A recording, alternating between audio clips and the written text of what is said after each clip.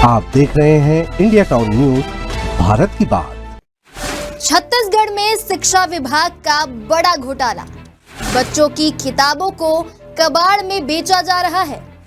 अब सवाल है कि बच्चों के लिए आई किताबें कबाड़ में कैसे पहुंची? दोषियों पर कार्रवाई कब होगी? क्या हर साल ऐसा ही घोटाला होता है? क्या बच्चों तक सही समय पर किताबें पहुंच रही हैं? नमस्कार, स्वागत है आपका इंडिया टाउन न्यूज में। मैं हूं आपके साथ संजना कुशवाहा। सरकार हर साल बच्चों को किताबें देती है ताकि बच्चे पढ़ लिख कर अपने क्षेत्र के साथ पूरे भारत का नाम रोशन करें। लेकिन तब क्या हो जब इन बच्चों के पास ये किताबें पहुंचे ही ना। ऐसा ही हुआ है छत्तीसगढ़ के कुछ जगहों में।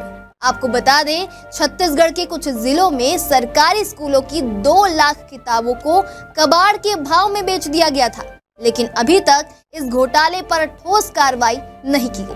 तो अब सवाल ये उठता है कि क्या बच्चों की शिक्षा पर खुलेआम हो रही लूट पर कोई सख्त कदम उठाया जाएगा?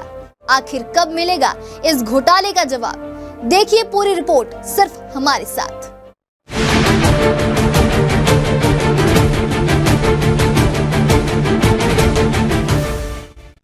सरकार हर साल स्कूलों में बच्चों के लिए मुफ्त किताबें बांटती है, लेकिन इस बार 2024-25 सत्र की नई किताबें और 2014-2023 के बीच की पुरानी किताबें बच्चों तक नहीं पहुंची। इसके बजाय कबाड़ियों में बेच दी गई और फिर पेपर मिल में कटिंग के लिए भेज दी गई।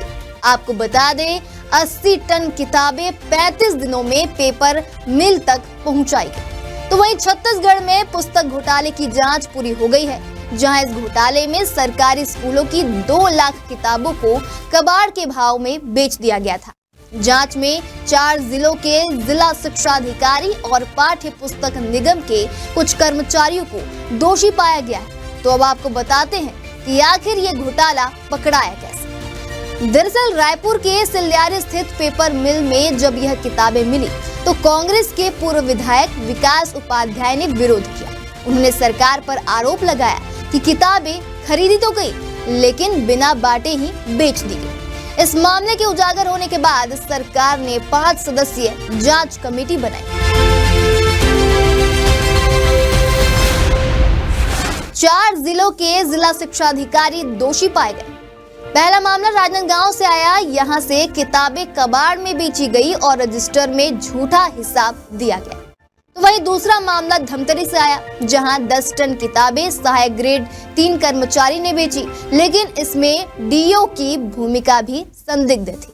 वहीं तीसरा मामला आया सूरजपुर से, जहां 1,09,000 किताबों की जरूरत थी, लेकिन 2 लाख मंगवाई गई और गड़बड़ी की गई। तो वहीं चौथा मामला आया जसपुर से। यहां भी अतिरिक्त किताबें मंगवाकर गबन किया गया। तो कुल मिलाकर इस घोटाले में सरकारी तंत्र की लापरवाही और भ्रष्टाचार सामने आया। रिपोर्ट आने के बावजूद दोषियों पर अभी तक कोई ठोस कार्रवाई नहीं हुई। जनता और विपक्ष लगातार सरकार से जवाब मांग रहे हैं। अब देखना होगा कि इस घोटाले पर सरकार क्या कदम उठाती है। इसी के साथ बच्चों के भविष्य के साथ कब तक खिलवाड़ किया जाता। फिलहाल अभी के लिए इतना ही। आप देखते रहिए इंडिया टाउन न्यूज, भारत की बात। आप देख रहे हैं इंडिया टाउन न्यूज, भारत की बात।